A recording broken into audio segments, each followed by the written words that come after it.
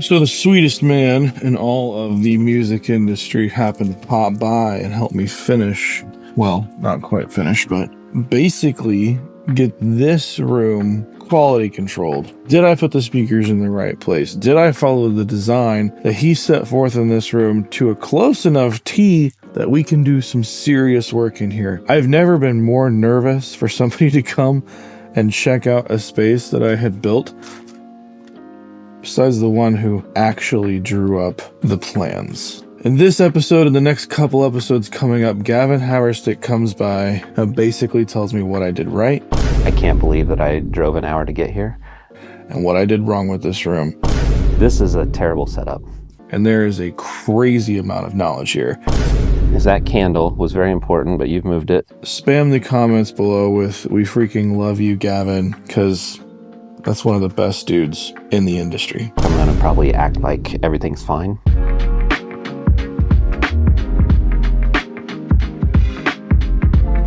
This distance finder, because it will show us how well the speakers are angled. God, I hope I did good. That was that was a nightmare. If it's off by more than 1 degree, I'm leaving. Okay. I had set up such a layman way to do this, to figure it out. I mean, the angles may be jacked. The distances should be darn close. But I had set up a mic stand at the listening position and just used string. Yeah. And like, I was like, this is the best way I could think to do this. That works. And everything was pretty spot on. Maybe. Yeah, I have this little trusty adapter that I can then put my distance finder on. Oh, yeah. And it's leveled, and then down here you can see the angle. And this distance finder has a camera built into it, so you can actually point the laser and see it this way, but then on the screen you can see where on the speaker it hits, and then you can turn this angle to see how that is lining up. Well, that would have been handy. Yeah, I saved that for when the project is done. Just do it again. It's more like problem solving on your end and figuring it out. I really underestimated how much of a learning curve it was to set this up. There's so many areas to overthink, and then you're like, okay, well, maybe, I don't know. I guess I shouldn't talk before I say, well, this doesn't matter much. Because we'll see. We will see. I don't drink coffee. Which is actually a true statement. I don't drink coffee. I know, that's why I didn't offer it to you. Do you want some water, though? No, I'm okay. He also doesn't drink water. I don't drink anything. Have you ever seen him consume liquid? No. No, you haven't. So what we're using here, I'll move this guy for you. Is that candle was very important, but you've moved it. What we got here is a Earthworks microphone here. This is the M23R, so it's an omnidirectional measurement microphone. We have a few different Earthworks microphones. This one I travel with a lot, which, pro tip, if you ever travel with sensitive microphones, a humidor traveling case for cigars works perfectly. Are you a cigar man? No. No? Okay. I'm not that either. You are. I don't really consume anything no except cigars. What do I gift you? Do you want a chair, dude? I don't use chairs. I'm just kidding. Yeah, so we're using that Earthworks microphone. We also have the USB Pre 2 from Sound Devices, which is built like a tank, great USB Pre. It doesn't add much noise to the measurements. It's one of the lowest noise floors for these USB Pres. So we have used them for years, but it's because we were using them for sound isolation measurements, and you need really low noise for that. But now we use a different measurement device altogether for isolation testing. But that's a good one to use. A couple different laser distance finders, which I'll show you how that gets set up here in a second. I'm so nervous about that. All right. Next thing we're going to do is get the distance finder applied to this. When you first thing we're going to do actually is you're going to sit in this, and I'm going to measure. Oh, okay. Your ear level, the height to the floor. So sit natural. Sit normal. Be normal, Jeremy. I don't know how. That's about it, right? That's there. It. All right, that's it. 4.1 feet. Short king over here. That's actually pretty average. 4.1 feet from the floor. Did you hear that? I'm average. Oh, and that's probably to determine tweeter height. Tweeter height, but then also I'm going to set the microphone at the mix position at that height, so we get it right at where you are. So the equilateral triangle, we shared some diagrams with you as far as the spacing of the speakers, the angle, and the fact that typically you want that equilateral triangle to terminate a foot behind your head. So a lot of times people think it's like right in the center of where your head should be. But if you do that, then your sound is focused to your nose, and we hear it out of our ears, not our nose. And so it's good to do about a foot behind. And this was the original picture. Here's a diagram. So this is showing that Atmos setup here, and being equidistant from each one of these as much as possible. But then the rear ones, we ended up moving further back in the room to get them out of the way of people bumping into them and be able to still mount them to the walls. So certain things about the room I just couldn't change. Yeah. So this thing was biblical truth for like 6 months. It just stayed on the wall. There's even drywall mud on it. Yeah, sometimes people will, I don't know if you did this as well, but like draw things on the walls. Yeah, everywhere. And but then people end up painting over it sometimes, and then you lose the info. That happened on a recent job where they said, like, we had everything laid out, and then the painters came in the next day. And... See, I painted it, so I knew when I was going to you knew what you were doing. That's the thing, when you do it all yourself. Do you typically have your mix position like right up against this desk here, or? It's pretty much lined up with that center. Oh, yeah. Like distance-wise, so. Okay. All right, so that's there. This guy needs to get raised up to 4.1 as well. All right, so what we want here is, again, this gets measured from the back of the device. You can change it to where it could be measured from the front if you wanted to, but I'm doing it from the back of the device, and with that we want this to be a foot behind. So right now it's 1.02. That's good enough. We need to zero out the angle as well. Did I nail that tweeter placement? No, I'm making you look good though. Okay, thank you. Like, no. Well, I don't know yet. That is our 0 degree point. What we need to do now is rotate it to, did you go off at 30 degrees off the plans, you think? I followed whatever was. It's whatever we did. Yep. Okay. Best I could. All right, so if we go 30 degrees to the left, I'm not looking. Is it on the tweeter? Yeah. No. No. Wait, hold on.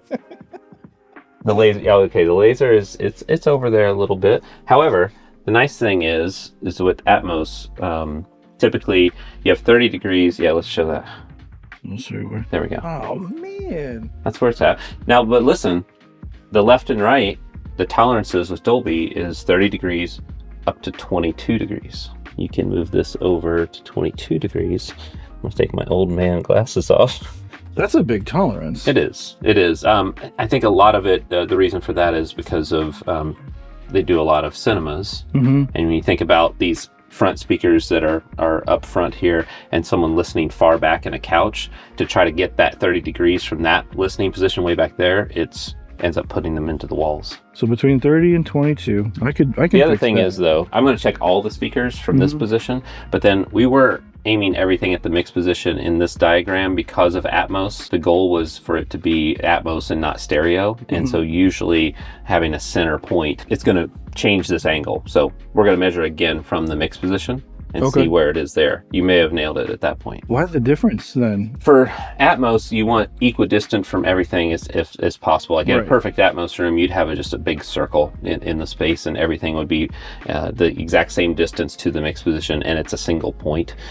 Because you think about it, if you're doing stereo mixes in here as well, which is why we usually design it this way with that 1 foot behind, because you might switch over to stereo, and at that point you might want it to be a little bit different. Which I do in here, for sure. So, but the thing is that with it being a single point source, you don't want to have, you can't make every speaker be a foot behind your ears, because what would you do for something like the sides? It's got to go to a specific point, and the rears and also the height channels as well. So let's remeasure from the mix position. All right, so that's 0.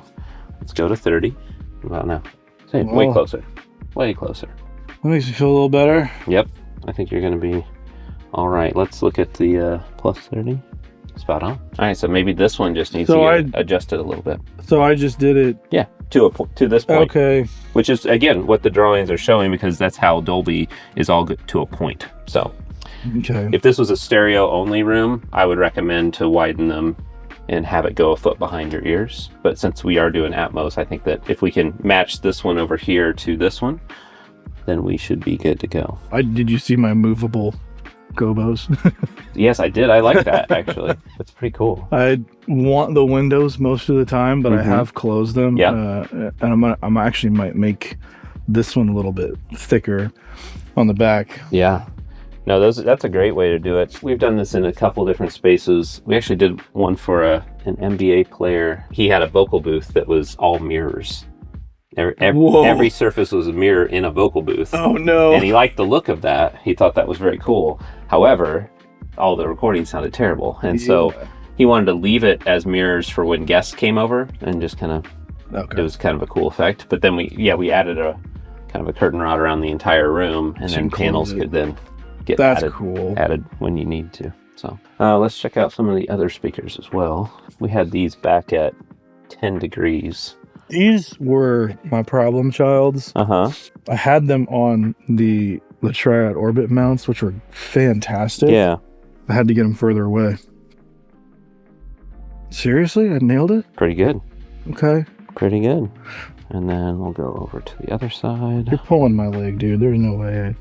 You said they were your problem child, right? They were. It's like right around there. Just not far off. Easy. They're just sitting here. Oh, they're sitting there. Real-time fixes. So this one's is sitting higher? Like this one, let's just go from the top of the speaker cabinet. 4.25. And this one is 4.25. The stand angling, okay. It's showing that it's level up here, but I'll make that adjustment. Do we need to check tops? Oh yeah, before? let's do that too. Make sure he doesn't make me look bad, Josh. Okay, great, he's gone. This is a terrible setup. I have never seen anything this poor in my life. I can't believe that I drove an hour to get here. When he comes back, I'm going to probably act like everything's fine and that he didn't waste his time building this room. All right, so this distance finder, it also has a built-in accelerometer, and you can tell degree angle change. And so we were at 0, and then now we're at the tweeter, and it's at almost 45 degrees, which is what you want these height channels to be at. So that is good. We'll go over to the other one as well. Yep, same. I mean, don't tell him when he comes back, right? Don't tell him that he actually maybe have nailed these height channel positions. I think he did okay. How should I break it to him though? I'm gonna start packing up my stuff. Yeah, this is kind of a complete waste of time. If you're not gonna place your height channels in the correct locations, I'm out of here. Were they bad? Yeah. Yeah. Tell me the truth, Kevin. No, they're actually spot on. Were they really? Yeah. Holy, I'm sorry. Those were so hard. If you're gone longer, I was going to have everything torn down and my backpack on, and like I am out of here. No, you did great. It was like at 44.5 degrees, which we were looking at 45 degrees, but all of them were consistent and they're all pointed where they need to go. Oh God, those were so hard. Yeah, that was the most difficult part of the whole thing. Like trying to do that by yourself. Holy moly. We almost got them. You had mentioned like stereo would be wider. If I did want to change the left right or just add another set for left right. Yeah. Would that, like those would kind of sit outside Yeah, I think that what we were talking about before, I don't know if it was on camera or not, but you're mentioning about maybe getting another set of speakers that matches your main room and putting them in here for stereo. I'd leave these speakers probably where they are and put those out wider, and that would give you that 30 degree point from here out to those. And so it's kind of best of both worlds if you did it that way. Another set of speakers. Here we Another go. set of speakers, right? Have you experimented much with the placement of the sub? I've moved it to each like corner just to play. Yeah. I honestly didn't, and this was before like my even initial tuning, and my tuning was literally Sound ID.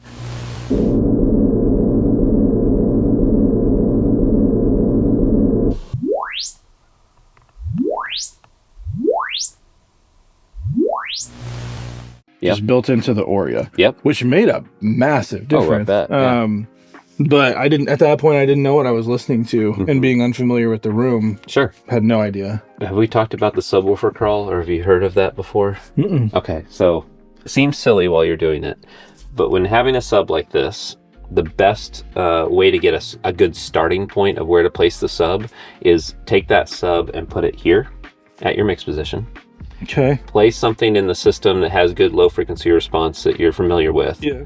And literally get down on your hands and knees and crawl around the room and put your ears at places where the sub could go. So you're in real time, you're crawling through and just listening to the music, and you're gonna, certain areas you'll go into it and you're like, that seems really thin and hollow, I don't like that.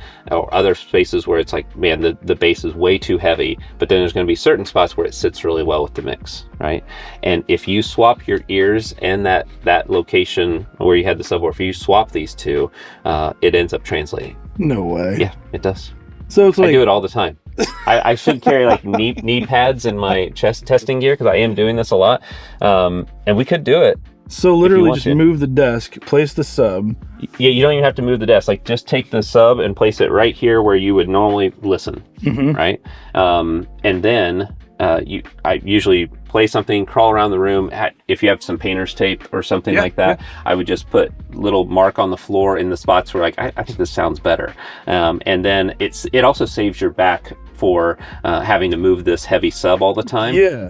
So you move it once to here, and then you move it once to the spot that you liked. And the other thing is that the way that we have recall for the, remembering what something sounded like is around 7 seconds for humans. So it's like by the time you move this sub to a spot and then you get all the way back to your mix position, you sit down, you really can't recall what it was before. So this is, as you're crawling, it's real time. Like you're just going in and out of these spots that sound better. That's genius. That's awesome. That's how I picked drum mics. I did not come up with it. Obviously, it's been around. I didn't know that applied to a speaker. It's like exactly the thing of picking a room mic when you're doing drums. Like that's how I do it. Just walk around. Should we do it?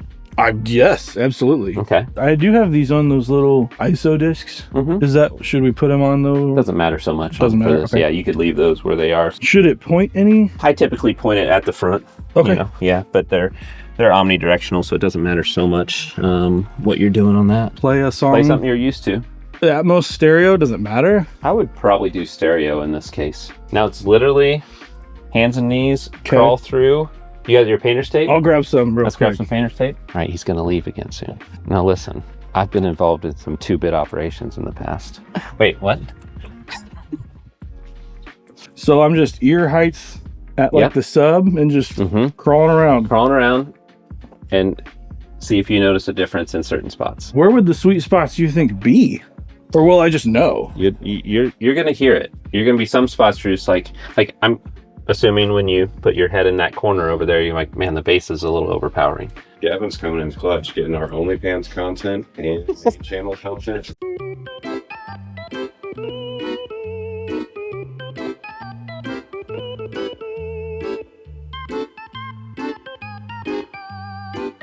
That's kind of wild. I hated it where it was. Okay. Yeah. But how does it, like, to me, that doesn't make any sense because nothing seems so Just weird. moving from there to there. Yeah. You're talking about that it was little massive. difference? Yeah. Like this felt full and balanced, but these felt like that was cool. This was like the most like, there's bass right there. Too much or? Knowing what the sub does here, and I hated this spot, that would probably be too much. Okay. So like this felt the most balanced. Okay. Right here. I want you to sit here and play that exact same thing. And we're gonna start with the sub there. We'll take the isopucks out and then I'll just move it to each location in real time.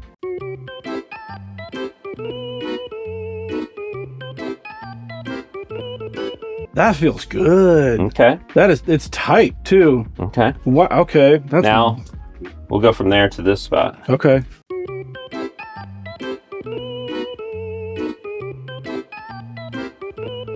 That's wild, dude. That's completely different. Yeah. I did not know that was a thing. It is a thing. It's like just a couple feet. The room feels completely different. We think about it too, how often in a room you scoot back a foot or two and how different, if you're sitting in your mix position, how different that can sound. Yeah. Same kind of concept here, but do you want to try this last position over here? I'm curious now. Yeah.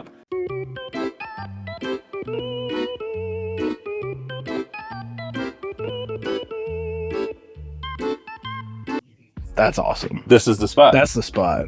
Interesting. All right. I like it. Is it? It's not bad. There's many right answers to this, but there's some that are way better than others. And you that's what you did as you're crawling through, is that you're figuring out which spots sound more accurate. Now, this can be done on a more technical sense where you can measure the frequency response of the room at each one of these locations, which we could do, and see where the bass sits there. Well, what's interesting, when I had it in the center and I was like, I mean, the bass it's interesting in this room. I don't hate it, but I don't love it. Putting my ear in that spot, that was the least bass I picked up in the entire spot. Yeah. That was the most. So I was like, that's going to be the most impressive. And it was, but it kind of gets boomy. Yeah. This one initially felt the most balanced, but I think because the room and the sub is massive anyway, like that kind of was the most controlled, where I could still hear the bass. Sure. And when you popped it there, it's like, it just, feels good. All right. That's awesome. That's weird, dude. Subwoofer crawl. If you did 2 subwoofers, or, I mean, some of these rooms we're doing has 4. Like we've had some that have 6 or 8 subwoofers. But the thing that with that is that you can start to use subwoofers as a way to control room modes. Okay, so it's like, it's not to get more SPL in the room, like you've already got that. Yeah. Sometimes adding more subs, you can place them, like, it depends on where your problems lie, but it sometimes would be like at the quarter wavelength point and in the center, on the front wall, quarter wavelength point there, quarter wavelength point there, and then 2 more on the back wall like that. Or if you have a different issue, sometimes it can be in the center of all 4 walls. Sometimes it's all 4 corners you have one, and it can counterbalance like room modes that have a big, dip or peak in the frequency response. It can end up solving that without acoustical treatment. But so instead of just being the subs, you're just bending physics and right. Like, yeah. I mean, you basically, because you saw how much of a change it was to move that from there to there. Shocking, right? I never would imagine having 4 subwoofers in here, and you can play with that and change the way the room sounds with that. That's wild. Yeah. And sometimes people don't have subwoofers in their system, and I will recommend them, even if they have speakers that can go pretty low in the frequency range, and they'll say, I don't need a sub, I've never needed one, my low end translates really well, but I'm just having certain issues. Like there's a couple things, depending on where that falls, like if it's below 80 hertz or so that problem's happening, I'll recommend them to get a sub, not for extra SPL, but just to be able to move it around to counterbalance some of those room mode issues. Man, you're a genius. No. Yes. It's not true. People that have done it before me are geniuses, and I just listen. You probably need to do your calibration again. Sub was moved now, and now the timing of it is different. So okay. Kind of run through that process again. If you like this video, go hit this one down there. I don't know what it is. Google thinks you'll like it. Google knows you better than I do. I've never met you. Just because you see me on the TV or on your phone doesn't mean we know each other. Google does, and Google says you'll like this one. So click it. Bye.